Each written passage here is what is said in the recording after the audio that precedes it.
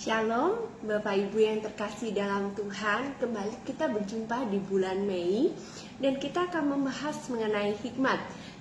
Beberapa dari rekan-rekan saya, brother dan sister yang minggu-minggu kemarin juga sudah membahas ya tentang hikmat, bagaimana cara mendapatnya hikmat, pengalaman pribadi tentang hikmat. Dan malam ini saya juga pengen share beberapa tentang hikmat yang saya dapat waktu saya mempersiapkan renungan sharing malam ini. Sebelumnya, mari kita memulainya dalam doa.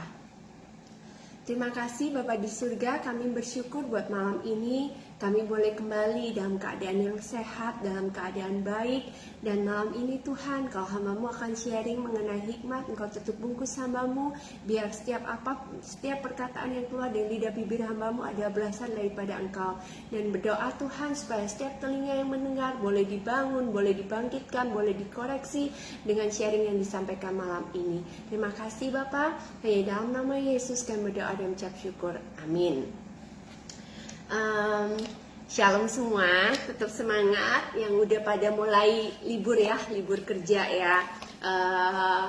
Hari-hari ini kalau sedang liburan kerja nggak bisa kemana-mana, ya ayo kita ambil waktu buat kita merefresh diri kita supaya kita kembali beroleh kekuatan yang baru, sukacita yang baru, sehingga nanti waktu kita harus kembali beraktivitas, bekerja, bersekolah, kita udah siap dengan pikiran yang fresh, tubuh yang fresh, dan dengan semangat yang baru, siap memulai hari-hari yang baru.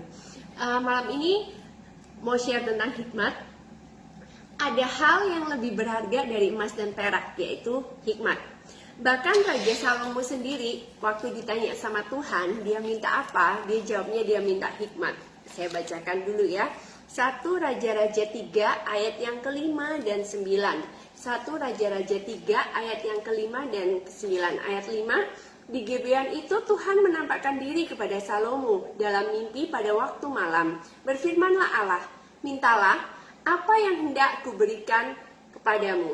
Ayat yang ke-9, maka berikanlah kepada hambamu ini, jadi ini jawabannya Salomo ya, hati yang faham menimbang perkara untuk menghakimi umatmu dengan dapat membedakan antara yang baik dan yang jahat. Sebab siapakah yang sanggup menghakimi umatmu yang sangat besar ini? Jadi Salomo meskipun dia seorang raja, dia menyadari bahwa bagaimanapun juga manusia itu terbatas. Dengan tanggung jawab yang besar, dia harus memimpin sebuah bangsa yang besar, bangsa Israel. Tentunya nggak mudah gitu. Ada banyak hal, banyak permasalahan, dan Salomo meminta hal yang tepat. Dia bilang kepada Tuhan, berikanlah kepada hambamu ini hati yang faham untuk menimbang perkara, untuk menghakimi umatmu, dengan dapat membedakan yang baik dan yang jahat. Di sini kurang lebih kita tahu ya, ternyata menurut Salomo hikmat itu adalah hati yang faham untuk membedakan yang baik dan yang jahat. Nah, pilihan Salomo ini cukup menarik dan mengagetkan gitu. Kalau seorang raja ditanya misalnya mau apa, biasanya itu jawab mau musuhku, mau kerajaan sebelah, mau memperluas kekuasaannya, mau semakin kaya, mau semakin kuat, mau semakin disegani, dan banyak hal, baik itu secara materi ataupun secara ego, secara prak. Tapi di sini kita melihat bahwa Salomo meminta suatu yang bijak, dan itu jauh lebih berharga dibanding emas dan perak. Dan Salomo pun menulis sebuah kitab, yaitu kitab Amsal, di mana kitab ini banyak mengajarkan mengenai hikmat. Dan kalau kita buka di Amsal yang pertama, judul berikutnya adalah tujuan Amsal ini. Jadi melalui Amsal, Salomo ingin kita yang membaca supaya kita itu bisa mahir dalam menata kehidupan. Kita menjadi orang-orang yang cakap dalam menjalani kehidupan kita sehari-hari. Ayat yang pertama sampai yang keempat berkata ya, dari Amsal 1 ayat yang pertama sampai 4. Amsal Salomo bin Daud, Raja Israel, untuk mengetahui hikmat dan didikan, untuk mengerti kata-kata yang bermakna, untuk menerima didikan yang menjadikan pandai, serta kebenaran, keadilan, dan kejujuran, untuk memberikan kecerdasan kepada orang yang tak berpengalaman, dan pengetahuan serta kebijaksanaan kepada orang muda. Jadi Amsal ini luar biasa karena Amsal ini mengajarkan banyak hal akan bagaimana kita harus menjalani kehidupan kita dan segala permasalahan yang ada di dalamnya. Kalau kita lihat di ayat kedua ya, untuk mengetahui hikmat dan didikan, dan di sini ada kata yang spesial menurut saya, yaitu untuk mengerti kata-kata yang bermakna. Nah, kata-kata yang bermakna itu kalau bahasa Ibraninya itu artinya begini, kemampuan melihat perbedaan kecil yang tidak dilihat banyak orang. Jadi kemampuan untuk melihat perbedaan kecil yang tidak dilihat kebanyakan orang. Kurang lebih kayak detektif ya. Kalau kita misalnya lihat film-film detektif, mereka tuh bisa melihat dalam satu hal yang besar, mereka bisa melihat secara spesifik hal yang mungkin kebanyakan orang nggak lihat gitu. Tapi mereka bisa melihat, mendeteksi, dan akhirnya memecahkan masalah itu. Dan kemudian di dalam Amsal 1 ayat 1 ke 4 ini juga dibilang gitu, didikan dan pengetahuan untuk orang yang muda, untuk orang yang belum berpengalaman. Dan di sini dibilang bahwa dalam bahasa Ibraninya itu didikan dan pengetahuan ya. Ini bukan sekedar pengetahuan yang kita miliki misalnya tentang sesuatu, tapi di sini juga berbicara tentang pembentukan karakter. Jadi kalau ternyata kita ngomongin tentang hikmat itu dalam banget gitu, dan bersyukur ada Raja Salomo yang menulis buat kita kunci-kunci atau kisi-kisi dari hikmat itu. Nah, saya kalau misalnya mau bahas ya, bagaimana memperoleh hikmat, kayaknya ini udah banyak yang bahas gitu. Ada Bro Dani, ada Jessica, ada Cik Mei, mungkin ada yang lain juga yang pernah share bagaimana sih supaya kita itu dapat hikmat. Dan di situ di Amsal dibilang, permulaan hikmat adalah takut akan Tuhan. Jadi kuncinya udah pasti takut akan Tuhan gitu. Takut yang seperti apa sih? Apakah takut kayak orang teror, takut ini, takut itu, takut kena masalah apa, bukan gitu. Tapi takut kepada Tuhan yang di sini adalah suatu hormat, suatu kekaguman yang mendalam kepada Tuhan. Dan bagaimana kita itu akhirnya mentaati Tuhan, mentaati tuntunan Tuhan dan berjalan di dalamnya. Dan kita menyadari bahwa di atas segalanya Tuhanlah itu yang memegang otoritas dan kepemimpinan tertinggi atas hidup kita. Itu takut akan Tuhan ya. Yang kedua itu di Yakobus 1 ayat 5 sampai 6. Saya bacakan ya. Yakobus 1 ayat yang ke-5 sampai 6. Bunyinya itu, tetapi apabila di antara kamu ada yang kekurangan hikmat, hendaklah ia memintakannya kepada Allah. Jadi di sini dibilang apa yang kedua? Kalau misalnya mau punya hikmat, minta sama Tuhan. Dan di sini dibilang mintanya itu dengan iman loh. Dan kemarin waktu saya dengerin lagi ya apa yang Cik Mei sampaikan, dia bilang kalau hikmat, apa yang ada di pikiran dia itu kerendahan hati, itu benar gitu. Orang yang sombong nggak bakalan nyadar kok kalau dia butuh hikmat. Cuma orang-orang yang tahu, orang-orang yang menyadari bahwa kita ini terbatas, kita ini nggak ada apa-apanya, masalah di dunia ini terlalu pelik, ada banyak hal yang kita nggak tahu. Akhirnya kita itu sampai kepada kesadaran, aku ini butuh hikmat. Dan mintanya ke siapa? Mintanya ke Tuhan, mintanya dengan kerendahan hati, mintanya dengan iman. Saya nggak akan panjang lebar dalam bagaimana kita mendapatkan hikmat karena udah banyak ya yang bahas di situ. Tapi saya pengen share aja beberapa hal mengenai hikmat. Yang pertama, hikmat itu nggak sama dengan pengetahuan. Jadi ibaratnya kalau pengetahuan itu adalah sebuah kapal, maka hikmat itu adalah kompasnya. Hikmat itu adalah arah dan tujuan. Sebagai contoh begini. Di sini kalau misalnya pelajaran ada yang ingat hukum Archimedes nggak? Jadi hukum Archimedes itu ditemukan ketika Archimedes itu sedang berendam dan dia mengapung. Dan akhirnya dia mengetahui hal ini, dia jadikan hukum yang dinamakan hukum Archimedes, dan inilah yang disebut pengetahuan. Sedangkan kalau Bapak Ibu pernah dengar tentang Wright bersaudara, mereka itu adalah orang bersaudara yang berhasil membuat pesawat dengan berat berton-ton dan mengapung di udara. Jadi Wright bersaudara ini tahu tentang hukum Archimedes tadi, dan dia tahu bagaimana menggunakannya dengan tepat. hingga akhirnya dia bisa menjadikan sebuah pesawat yang berat bisa terbang di udara. Dan itulah hikmat. Jadi kalau kita bilang tentang pengetahuan, ya pengetahuan itu apa yang diketahui, seperti yang hukum Archimedes ya. Tapi hikmat itu menggunakan apa yang kita ketahui dengan benar. Hikmat itu menuntun ke arah mana kita harus pergi, dan hikmat itu menuntun akan bagaimana kita menggunakan pengetahuan yang kita miliki, menggunakan apa yang kita miliki di dalam kita, dan kita berjalan ke arah yang ini loh arahnya, ini loh tujuannya. Itu hikmat. Jadi yang pertama, hikmat bukan pengetahuan, hikmat adalah arah dan tujuan.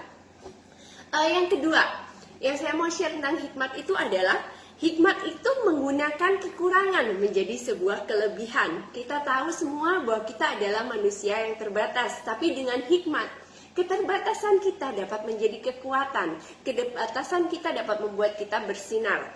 Contohnya di Alkitab ada beberapa ya. Salah satunya itu seorang hakim yang namanya Ehud. Dia ini kidal gitu. Mungkin kidal itu bisa dijadikan seperti kelemahan ya, kekurangan ya. Mungkin tidak sekuat yang pakai tangan satu, saya nggak tahu. Tapi katanya kalau orang kidal itu berarti yang kuat bagian itu. Tapi pada akhirnya Ehud itu menjadi orang yang menyelamatkan bangsa Israel loh. Dia bisa membunuh raja. Terus yang berikutnya saya bisa mikir itu tentang Musa. Dalam Keluaran 4 ayat yang ke-10, Keluaran 4 ayat yang ke-10 saya bacakan, itu bunyinya begini. Lalu kata Musa kepada Tuhan, Tuhan, aku ini tidak pandai berbicara. Dahulu pun tidak, dan sejak engkau berfirman kepada hambamu pun tidak. Sebab aku berat mulut dan berat lidah. Jadi di sini tuh kita tahu ya, Musa itu bukan orang yang sempurna. Musa itu juga seperti kita punya kekurangan gitu. Dan di sini kalau dalam bahasa Inggrisnya, Musa itu punya speech difficulty. Dia punya kesulitan dalam berbicara karena dia slow of speech and slow of tongue. Kalau di Indonesia kan tuh berat lidah sama berat mulut ya. Dia juga nggak percaya diri, dia merasa nggak layak. Jadi istilahnya kalau misalnya dunia mau lihat ya, Musa, nggak banget ya, nggak masuk hitungan seorang pemimpin. Ngomong nggak teteh, susah. Mungkin kalau berat mulut sama berat lidah itu ngomong susah kali ya. Kadang kita mungkin punya teman-teman, punya keluarga yang nggak gampang gitu. Disuruh ngomong kayaknya di depan publik, di depan umum itu susah gitu loh, nggak teteh. Tapi di sini kita lihat bahwa hikmat Tuhan itu bisa menuntun loh. Musa yang kayaknya jauh dari sempurna untuk menjadi pemimpin, ngomong aja nggak bisa. Tapi pada saat dia taat, hikmat daripada Tuhan itu menuntunnya. Dan dia menjadi pemimpin yang luar biasa bagi bangsa Israel. Jadi tadi hikmat itu adalah bagaimana kita menggunakan ya apa yang menjadi kekurangan kita menjadi kelebihan. Itu yang kedua.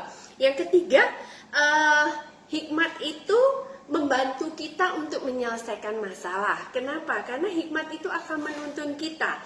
Misalnya, tombol mana yang harus ditekan, pintu mana yang harus kita masuki, jendela mana yang harus kita buka, orang siapa yang harus kita temui. Itu hikmat Bapak Ibu. Kadang kita di tengah masalah kayaknya, ya masalahku ini ya, aduh kayaknya bingung nih, siapa, maksudnya sudah doa juga, lagi tanya sama Tuhan, siapa gitu, dan tiba-tiba kita bisa keinget seseorang. Itu hikmat yang menuntun kita gitu, supaya akhirnya kita bertemu dengan orang yang tepat, dan orang itu bisa membantu kita juga untuk memecahkan atau menyelesaikan masalah. Yang berikutnya, ini yang juga saya suka. Hikmat itu membuat kita mudah berhubungan dengan orang lain. Hikmat itu akan membuat kita menjadi orang-orang yang cakap dalam membina hubungan. Hikmat itu akan membuat Anda menjadi orang yang disukai oleh orang lain. Sehingga orang-orang itu istilahnya mau gitu. Mau banget kalau disuruh temenan sama orang itu. Nah, di Yakobus 3 ayat yang ke-17 kita akan baca ya. Yakobus 3 ayat ke-17. Kenapa sih kalau punya hikmat itu kita jadi orang yang menyenangkan dan menjadi orang yang mudah ya berhubungan sama orang lain. Di Yakobus 3 ayat yang ke-7. Sebentar ya. Yakobus 3 ayat yang ke-7. Oke. Yakobus 3 ayat yang ke-17. Tetapi hikmat yang dari atas adalah pertama-tama murni. Selanjutnya pendamai, peramah, penurut, penuh belas kasihan, dan buah-buah yang baik, tidak memihak dan tidak munafik. Wah, keren banget ya. Ternyata di Alkitab tuh dibilang ciri-ciri orang yang berhikmat itu apa? Di sini dibilang pertama-tama murni. Orang itu tulus, murni, apa adanya. Kayak anak-anak ya, mereka masih murni, apa adanya, nggak ada kayaknya itu ide-ide yang licik atau apa ya, motivasi terselubung. Tapi beneran murni, apa adanya. Pendamai, siapa yang nggak mau sih punya teman pendamai ya? Kalau ketemu teman yang suka bawa masalah atau suka cari masalah itu gregetan. Tapi kalau ketemu orang yang pendamai, bawaannya tuh adem, bawaannya tuh aduh seneng gitu. Ada masalah besar dikecilin, masalah kecil ditiadakan, jadi pokoknya yang penting damai. Terus penurut, orangnya nurut, penuh belas kasihan, suka menolong juga ya, dan buah-buah yang baik. Terus tidak memihak dan tidak munafik. Jadi hikmat itu membuat orang itu jadi paham gitu. Kapan saat berbicara yang tepat dan kata-kata yang tepat untuk dikatakan saat itu. Bahkan hikmat itu akan menuntun seseorang untuk gini. Ada waktunya saya perlu berbicara, tapi ada waktunya saya harus diam. Ada waktunya saya harus menyampaikan, tapi ada waktunya komentar itu, pendapat itu hanya lebih baik disimpan daripada dikatakan. Dan hikmat itu juga membuat orang tuh jadi paham gitu. Kapan sih aku perlu ngatur ini itu, kapan aku perlu diam, kapan aku perlu bertindak, kapan aku perlu jadi penonton.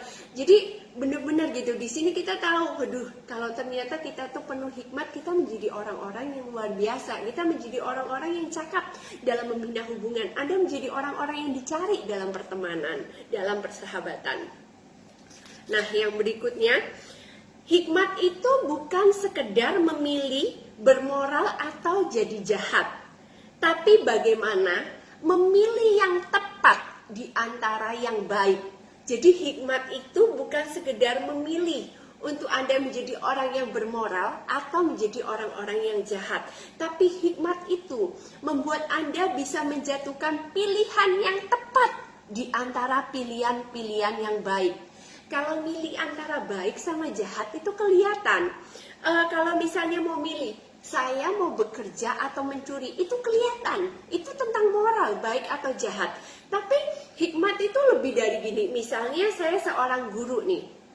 Saya mau milih ngajar di sekolah A atau sekolah B. Itu hikmat. Karena dia akhirnya memilih di antara dia bisa memilih yang tepat di antara yang baik. Jadi hikmat tuh bukan misalnya gini, aduh aku mau jadi orang yang serakah atau mau jadi orang yang murah hati, enggak gitu. Tapi hikmat itu mikirnya kayak gini, bagaimana ya dengan uang yang pas-pasan saya bisa mengelola keuangan saya sehingga saya bisa mencukupi kebutuhan saya sehari-hari, tapi saya bisa menolong saya tetap bisa menolong orang tua saya. Nah, hikmat itu seperti itu Bapak Ibu. Jadi bagaimana kita di tengah-tengah hal yang sulit pun Anda bisa memilih suatu jalan yang terbaik, yang paling tepat. Itulah hikmat. Jadi itu tadi beberapa yang saya mau share mengenai hikmat. Jadi yang pertama, hikmat itu tidak sama dengan pengetahuan. Hikmat itu arah dan tujuan. Kedua, hikmat adalah bagaimana menggunakan kekurangan yang Anda miliki menjadi sebuah kekuatan. Hikmat adalah bagaimana Anda menggunakan keterbatasan Anda menjadi sesuatu kekuatan yang luar biasa. Bagaimana Anda menampilkan diri Anda, apa yang Anda miliki supaya Anda dapat bersinar di lingkungan Anda. Yang berikutnya, hikmat itu mengajarkan kita bagaimana cara penyelesaian masalah. Hikmat itu akan memberikan Anda arahan, intuisi yang tepat untuk Anda akhirnya milih. Aku harus ke kanan atau ke kiri ya? Aku mesti buka pintu yang mana ya? Kesempatan mana yang aku harus ambil? Nah, itu hikmat. Yang berikutnya juga apa? Hikmat itu akan membuat Anda cakap berhubungan dengan orang lain karena Anda adalah orang yang pemurah, pendamai, Anda adalah orang yang penurut, Anda adalah orang yang penuh belas kasihan dan buah-buah yang baik dalam kehidupan Anda. Sehingga Anda akan menjadi orang-orang yang dicari dalam pertemanan atau persahabatan. Yang terakhir, hikmat bukan masalah memilih antara moral menjadi baik ataupun jahat. Tapi hikmat adalah bagaimana Anda sanggup menjatuhkan pilihan yang tepat di di antara pilihan-pilihan yang baik yang datang dalam kehidupan Anda. Bapak Ibu, hikmat itu sungguh menarik karena hikmat itu memampukan kita untuk pada akhirnya menjalani kehidupan kita sehari-hari yang penuh dengan banyak hal. Ada masalah, ada tantangan, ada ujian, ada segala hal terjadi dalam kehidupan kita. Dan dengan hikmat kita akan menjadi orang yang cakap mengelola kehidupan kita. Kita akan menjadi orang yang bisa bertanggung jawab atas kehidupan yang Tuhan berikan. Dan bukan hanya itu saja, hikmat pastinya akan membuat Anda dan saya menjadi orang-orang yang berbahagia. Jadi kalau hari ini kita merasa, Tuhan, aku kayaknya masih jauh deh dari orang berhikmat. Aku masih kurang banget. Tuhan bilang apa? Mintalah. Jadi malam ini kalau kita menjadi orang-orang yang kita bilang, Tuhan, aku butuh hikmat. Ayo kita sama-sama minta sama Tuhan. Minta dengan iman. Minta dengan kerendahan hati. Dan jangan lupa yang penting juga, takut akan Tuhan. Karena ketika kita takut akan Tuhan, hikmat itu ada di dalam kita. Penyertaan Tuhan ada di dalam kita. Tuntunan arahan daripada Tuhan ada di dalam kita. Kehidupan kita gak selalu mudah. Ada kalanya hari-hari terasa begitu sulit. Bahkan hari-hari ke depan kita nggak tahu ke depannya ini mau jadi seperti apa, keadaan kayak gimana, itu kita nggak tahu. Tapi yang pasti kita butuh hikmat daripada Tuhan. Hikmat Tuhan akan memampukan kita menjalani semua ini dengan baik, dengan benar. Dan Anda akan sanggup untuk menjadi lebih dari pemenang. Terima kasih buat yang udah gabung, udah yang dengerin sama-sama. Ayo sama-sama yuk kita jadi orang-orang yang berhikmat. Mari kita tutup dalam doa. Terima kasih Tuhan buat malam ini. Kami sudah boleh belajar, kami sudah boleh mendengar Tuhan tentang hikmat. Kami berdoa Tuhan, kalau di antara kami merasa kami ini kurang hikmat, kami ini tidak memiliki hikmat, maka malam ini dengan penuh kerendahan hati, dengan iman, kami mau minta kepada Tuhan, berikanlah kepada kami hikmat Tuhan. Berikanlah kepada kami hikmat untuk kami mampu menjalani kehidupan kami, untuk kami mampu berlari di gelanggang pertandingan kami masing-masing, untuk kami terus berlari di tengah hambatan dan kesulitan. Kami akan menemukan cahaya karena hikmat-Mu itu menuntun kami, dan kami percaya Engkau membuat kami lebih dari pemenang dengan hikmat yang Engkau sediakan, sehingga kami menjadi orang-orang yang cakap dalam menghadapi masalah kehidupan. Kami menjadi orang-orang yang cakap dalam mengelola hubungan satu dengan yang lain. Kami menjadi orang-orang yang tahu arah dan tujuan. Kami menjadi orang-orang yang bisa menggunakan kelemahan kami menjadi kekuatan, keterbatasan kami menjadi kekuatan. Terima kasih Tuhan, dan kami percaya hikmat-Mu akan menuntun kami membuat pilihan yang tepat dalam kehidupan kami. Dan walaupun tersaji di depan kami berbagai pilihan yang sepertinya baik, tapi biarlah hikmat Tuhan menuntun kami supaya kami selalu mampu untuk memilih yang tepat. Terima kasih Bapa untuk setiap kebaikan-Mu. Terima kasih untuk setiap apa yang Kau sediakan dalam kehidupan kami. Terima kasih Bapa untuk hikmat-Mu. Terima kasih untuk kasih-Mu, untuk penyertaan-Mu. Terima kasih untuk kehidupan kami, keluarga kami, pelayanan kami, orang-orang di sekitar kami, pekerjaan kami, sekolah kami. Terima kasih Tuhan. Hanya di dalam nama Tuhan Yesus kami berdoa dan mengucap syukur. Amin. Terima kasih Bapak Ibu semua. Tuhan memberkati dan selalu semangat. Salam untuk kita semua menjadi orang-orang yang penuh hikmat. Terima kasih, Tuhan memberkati.